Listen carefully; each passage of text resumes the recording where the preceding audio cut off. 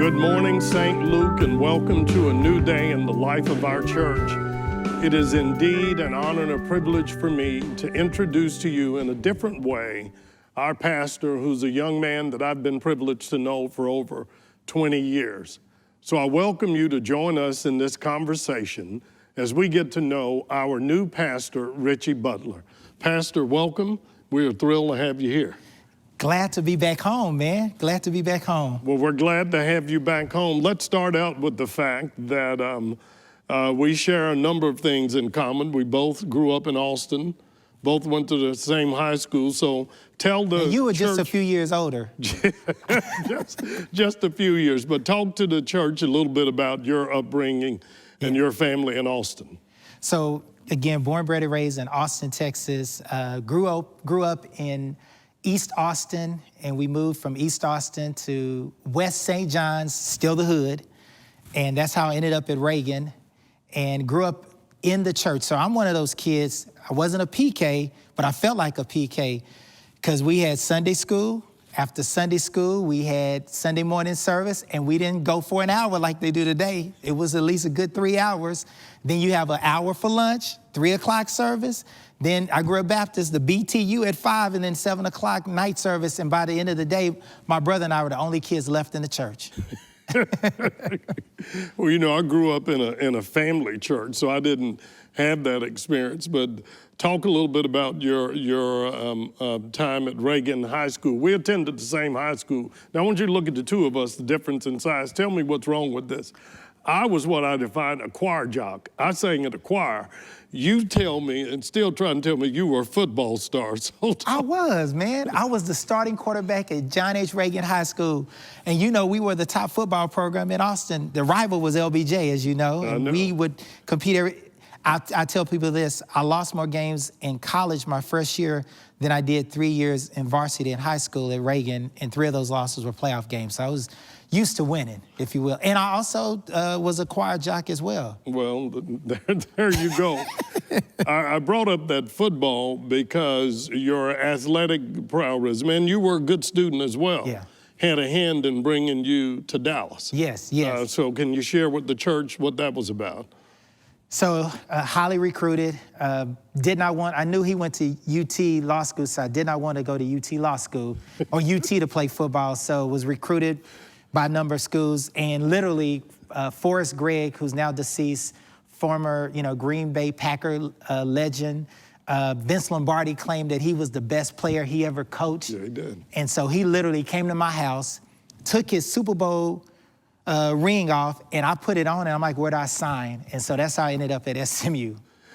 And you got not 1, but 2 degrees at SMU. Yeah, so I a double major actually in psychology and religious studies, at SMU, and met my wife while I was there. Now, she does not embrace this reality, but she was a cheerleader, and she used to literally chase me around the football field. Yeah. With pom-poms in hand.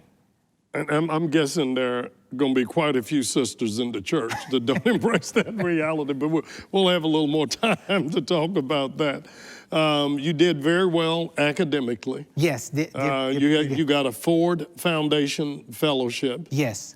Ford Foundation Fellowship to study in Europe for a summer. And while I was literally in Europe, I had a chance to meet the Pope at the time. I literally told people before I left, and I actually did an interview with USA Today, and you can go look it up. It was in the sports section. It says, Butler is off to meet the Pope, or so he hopes.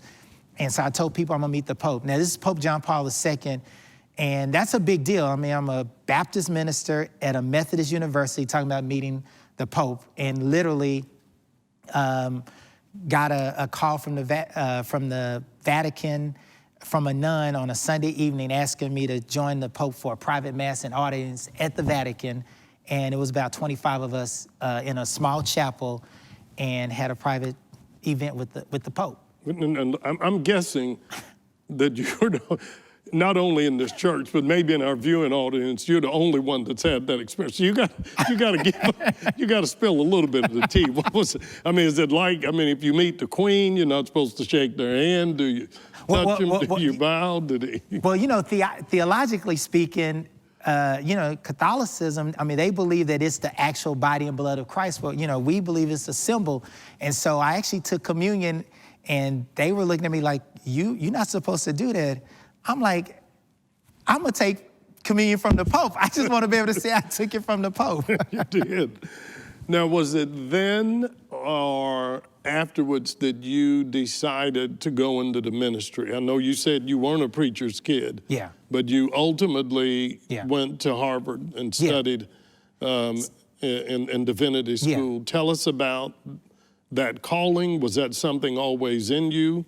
How did we get there? So I will admit, as a little kid, I would, when the family would get together, cousins, somehow I would get everybody in a room and I'd open up the Bible and start preaching and teaching. Now, I was like 6 or 7, but and growing up, everybody said you're gonna be a preacher, but you know, I never really moved in that direction. It wasn't until I got to college, and probably my junior year, I started to, you know, wrestle, you know, with this notion of a calling. And I believe that God has a calling on all of our lives.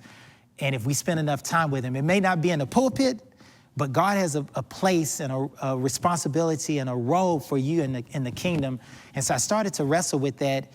And literally, I remember like yesterday, I was in the cafeteria and I had a teammate at the time who was already preaching.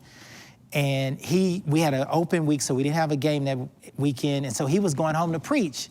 And I said, and when he said, yeah, I'm heading to Houston, I'm gonna be preaching this Sunday, something just like a weight just came over me. And I grabbed my tray and took it to the conveyor belt. My roommate said, you know what you need to do. And literally I walked out of Humphrey Lee, and there used to be an archway between 2 dorms. And literally between that archway, I just threw my hands up. I said, Lord, I'm done. I will preach. Now, I also want to acknowledge, because I think this is important, even though I accepted my calling, it still took some time for God to get me to a place where I've completely surrendered, because I even tried to negotiate. I said, Lord, let me go do business. I'll make millions for you and finance your kingdom. And God said, I'm not calling you to finance it. I can do my own financing. I need you to build it. But you did follow through on that building. And yes. I've mentioned that Matrice and I have really been blessed. Well, you know, I talked about the fact that Matrice and I have been blessed to enjoy a long friendship with you and your family. But when I first met you, I guess you were in that journey from marrying your love of business with your love of the ministry. And I want to think it was during that time I was mayor. And our pastor then, our pastor emeritus, Zan Holmes Jr., had just become the co-chair of the African American Pastors Coalition, along then with, I think, Pastor Bailey, E.K. Bailey. Yeah. And one of their real focuses was improving housing for people of color, particularly in South Dallas and Oak Cliff. And I think the first time I met you is you were the person that they partnered with to help them on that. Can you share a little bit about that? And I'll acknowledge there's always been a passion of mine between the notion of ministry, the pastoral piece, and then also, you know, business. And having grown up in East Austin, and you know, the East Austin today is not the East Austin that we knew. And also going to SMU and spending time in South Dallas, one of my sort of frustrations or angst or concerns was, how do I go back and how can I transform those neighborhoods? And one of the things I realized and concluded that real estate developers can do that. They'll take a building, they'll take a piece of land, they'll create something, you know, put the whole deal together. And so part of, I felt like as an extension of my calling was really to move in that direction, and as a part of not just being in the church, but also affecting change in the community. And so with that, you know, I set out to do development, and I also had theological permission because Abraham was the first real estate developer. All right, you're gonna preach a little. Yeah, I can't. And so with that, when I got back to Dallas, you know, having spent time, you know, doing urban planning at MIT and work at Harvard, Pastor Holmes reached out to me and said, you know, we want to build some housing. Can you help us? And he and EK and Freddie and others within the Pastors Coalition embraced me, and had never done a deal before. And actually, we were able to put together the African American Pastors Coalition, Community Development Corporation, and Linda McMahon, who's now running the Real Estate Council here in Dallas, was our lender. So it's ironic that those relationships are still going on in the work she's doing. And, you know, we put a deal together because that had not had housing in over 20 years. And it wasn't low income, it wasn't tax credit, it was workforce housing for families who just wanted to buy a house, a for-sale house in the southern part of Dallas. And it became a catalyst project, because think about this. The Pastors Coalition probably had 70, 80 pastors part of it. First of all, to get 70, 80, right there, somebody ought to shout. To get 70, 80 pastors to agree upon something. We did. And to work together. And what made it also unique was a couple of things. One, the streets were named after the churches who invested capital in the project. And then the churches got a return, and they got their money back and a return. So it was a success, and it literally catapulted that area to about 100 million of new economic development. So it was truly a transformational project for that area. Unfortunately, it hasn't been replicated. No. Well, perhaps, you know, with the right leadership now at St. Luke and with your background, and you continue to blend your work in the church, even your work with St. Paul and Union Cathedral, with your work as a businessman, and we're going to get back to the ministry part, but tell us a little more about the work that you're doing in business now. Yeah. So had the great fortune, and you know him very well, Henry Cisneros, had a chance to work with him. And because I'd always envisioned, you know, being in what they call the fund management space. And, you know, and that's, you know, where people are aggregating, you know, gobs of money and making investments. And let's be real, people like us don't oftentimes get to play in that space. And I definitely wanted to access that to try to open up. And let me be very clear. My activity in business is not about making money. It's about opening up access so that others in our community and creating because I believe economic development is the last frontier for us as people of color, and part of our liberation, part of that whole movement of social justice.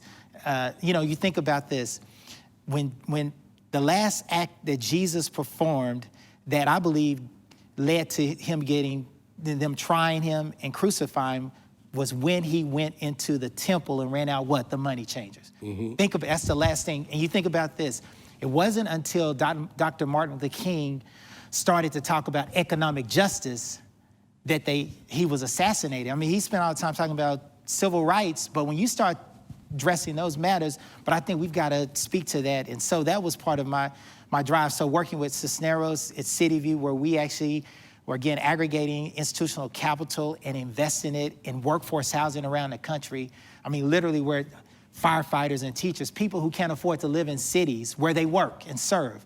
We were trying to use equity and creating capital structures to make that a reality for people. So, I mean, you literally are doing, you know, good and well at the same time. So that work just allowed to open up other opportunities that I believe are helping to transform people. Created an intern program called Next Gen Leadership, where you literally allow African American and minority students to go intern with public pension systems and fund managers. It's nothing like that in the country. So again, just creating access and opportunity for those.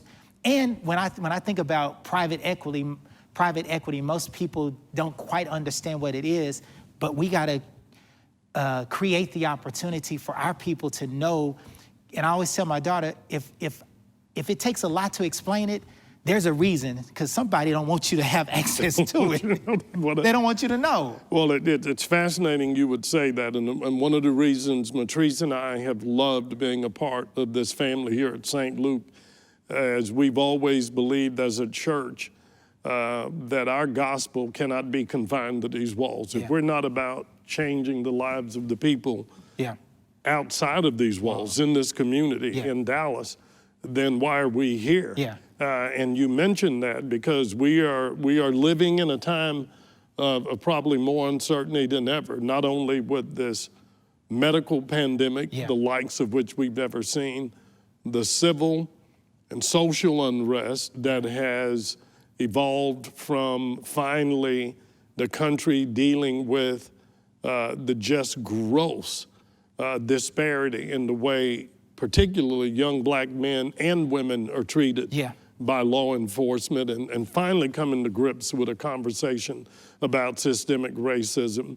And a lot of us believe that if economic empowerment isn't a part of that, we're never going to serve that. So one, I know this is something that's been passionate to you, but you've done more than talk about that. You've been involved in initiating a couple of efforts within this city about that. So share a little bit of that, about what you've done in terms of how we should be about healing racial divides and your work in that area. You know, I'll start off by acknowledging, probably 2 years ago, I realized that there's a theme to my ministry and to my journey. Because as I mentioned, my first real estate deal with the Pastors Coalition, we named it Unity Estates. The church I started was named Union Cathedral. 1999 was Unity Estates, Union Cathedral, 2002. 2014, we merged Union Cathedral with St. Paul United Methodist Church. And a month after we merged the two churches is when God gave me a vision for Project Unity. And that really was to focus on bridging divides. We wanted to focus on dialogue, education, community building, and empowerment. And because of that, we started working with law enforcement and community, trying to, reconcile and create a way forward with them. We started an event called Together We Ball, Pastors Police Community Basketball Game. As a former athlete, I understand that sports brings people together. So let's figure out how we get together and work through our challenges and issues. And then the events of 7/7, 2016, the 5 police officers were killed, and our community came together. And one of the things I witnessed was there's a show of unity. People, I mean, I had evangelical conservatives and Muslims on the same stage, or just, so there was something. And so the question for me was, how do we take this moment and make it into a movement? And so God gave me a vision to launch the Year of Unity. And I think you were one of the ambassadors, and we even got President George Bush as the honorary chair. And the vision was to focus on, what unites us is greater than what divides us. And that's where our Together We Dine initiative came to the fore, where we bring people together to have courageous conversations around race. Because let's be honest, we talk about it amongst ourselves, but in mixed company, we don't really want to deal with it. In particular, our white brothers and sisters. And so we've created this forum, this place where people can fully engage. And most importantly, it's about listening. And especially for our white brothers and sisters, listening to, the hurt and the pain. And for some odd reason, and I do believe that God works in mysterious ways. He created this pandemic, not just solely for this moment, but I think to force us as a country, and in particular white people, because everybody's been still. There hasn't been a lot of you're not moving around trying to get kids here and there and doing all these activities. You're not vacationing. And then that officer puts his knee on George Floyd's neck, and everybody's aware, everybody's awake, everybody sees it. And for some odd reason, thanks be to God, white people woke up and they are paying attention and have acknowledged that we really have a problem. And now, and I know you've probably gotten a million calls from all your white colleagues, what can I do? Well, you and I have talked about that, and I prayed about it because, like a lot of us, I'm frustrated. And I heard a young brother say something the other day, and I thought, duh, why I didn't? But they were having this conversation, and he said, you have to start with the reality. If black people could solve racism by ourselves, we would have been done with this 100 years ago. Yeah. White people are going to have to be engaged in at the table. It's one of the reasons I've admired what you've done with Project Unity, what you've done at your ministry. Matrice and I were there in 2000 when you preached that first sermon at Union Cathedral. We'd been there. And I know that you shared that spirit that is embedded in St. Luke of caring. But talk to us more about what your idea of an engaged, caring church looks like. Wow.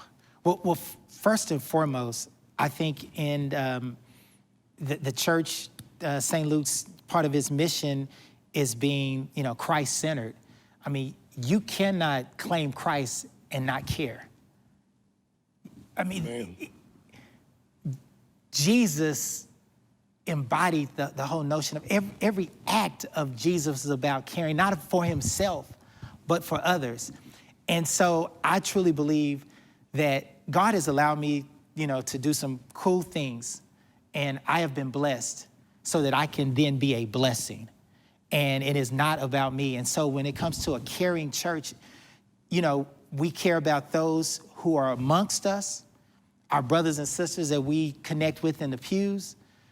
Because oftentimes somebody's job or someone's breakthrough might be seated next to them. Mm-hmm.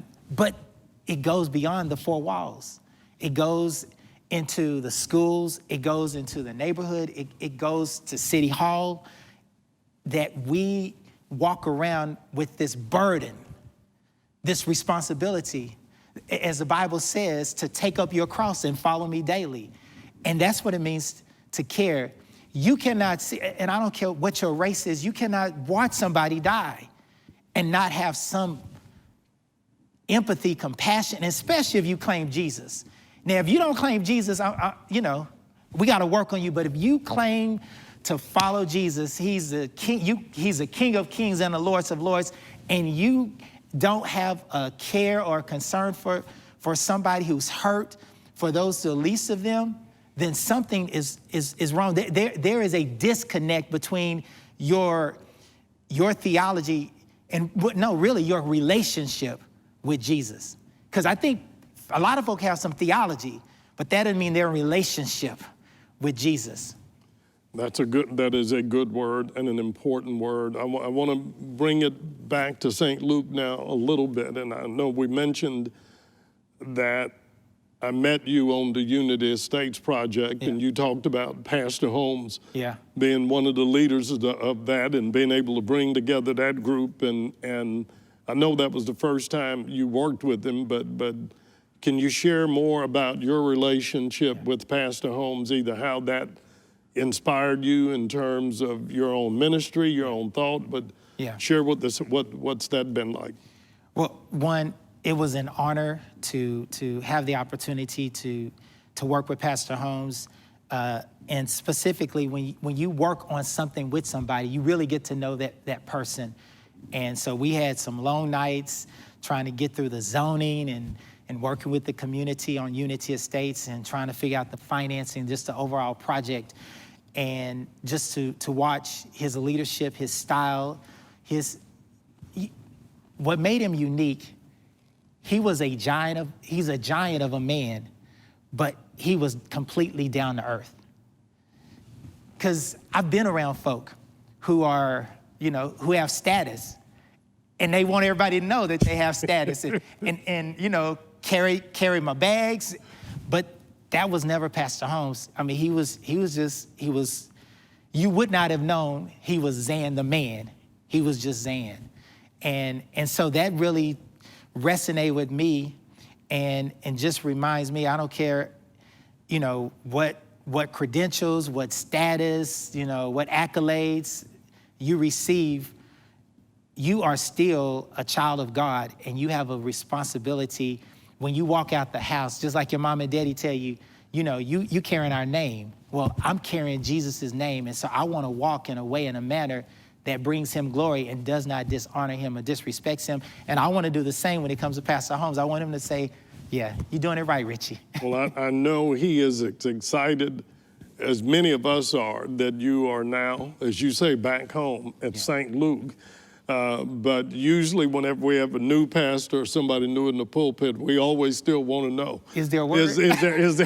Is there a word? And I know we're about to come to a close, but let's talk about your vision for St. Luke. Because again, I've had the experience of watching you start a church from the ground up with Union Cathedral, watching you breathe new life into arguably the most historic black church in Dallas at St. Paul.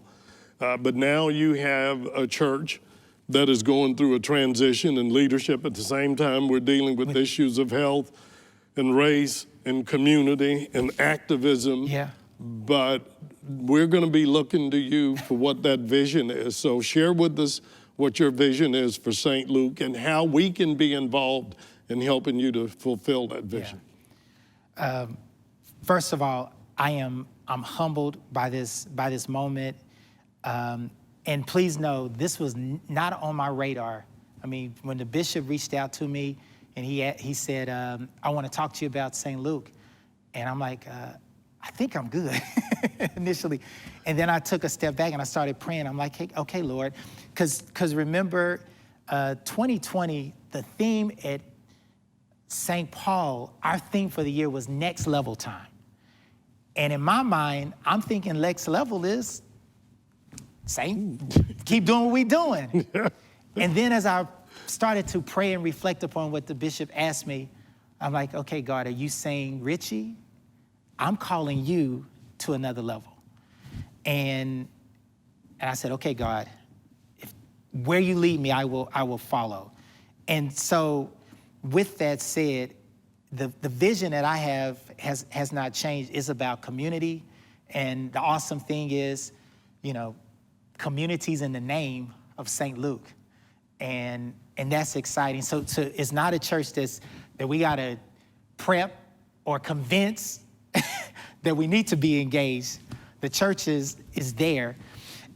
But what I believe in this moment in history where we have a pandemic, we are literally on the brink of, I believe, moving us, if race is if we're on a continuum around this matter of racism, I believe that this moment is going to leapfrog us from a 4 to a 7 versus most times we're probably from a 4 to a 4.1.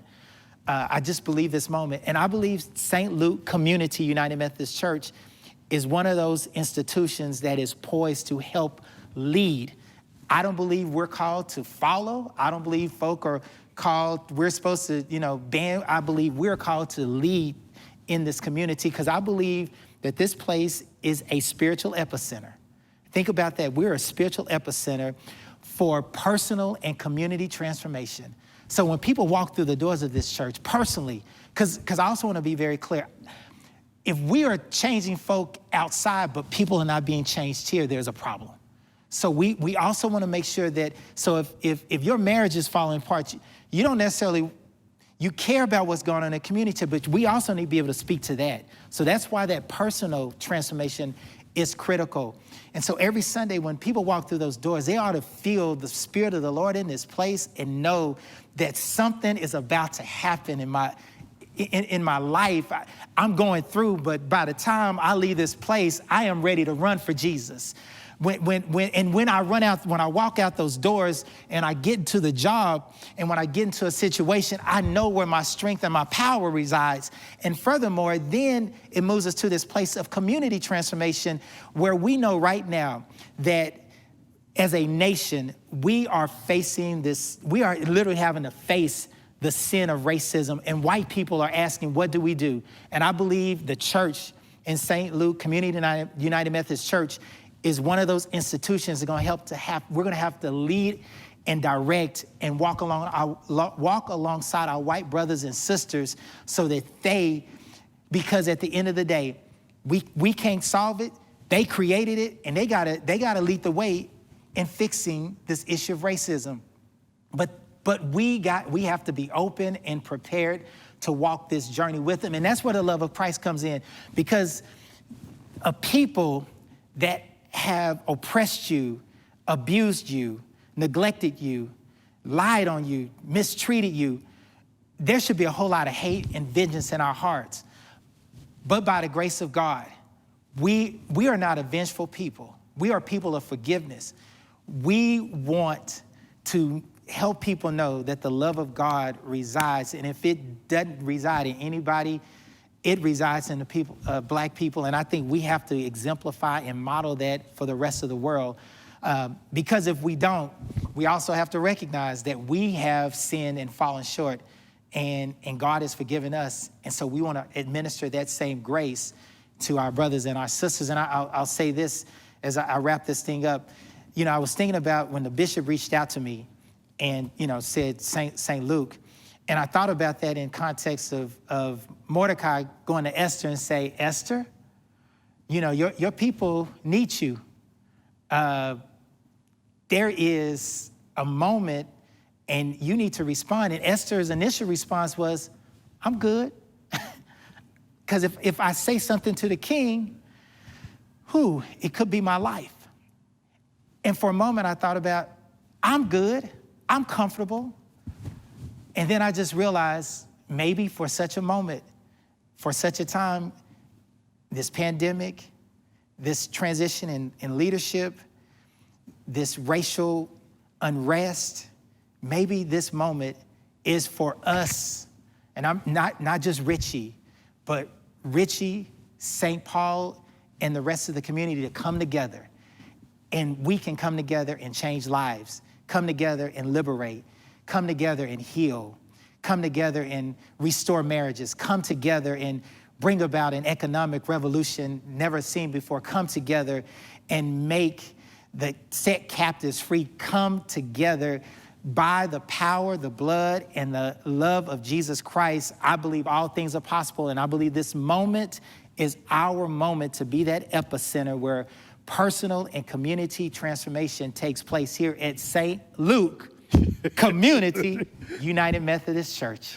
Well, I believe that's a good word. And the church, I know you can feel the energy. You can feel his enthusiasm. I thought for a minute we might have to put a seatbelt on this church. But I can't wait for us to convene again as a body and as a church and welcome this dynamic young leader of God to St. Luke United Methodist Church.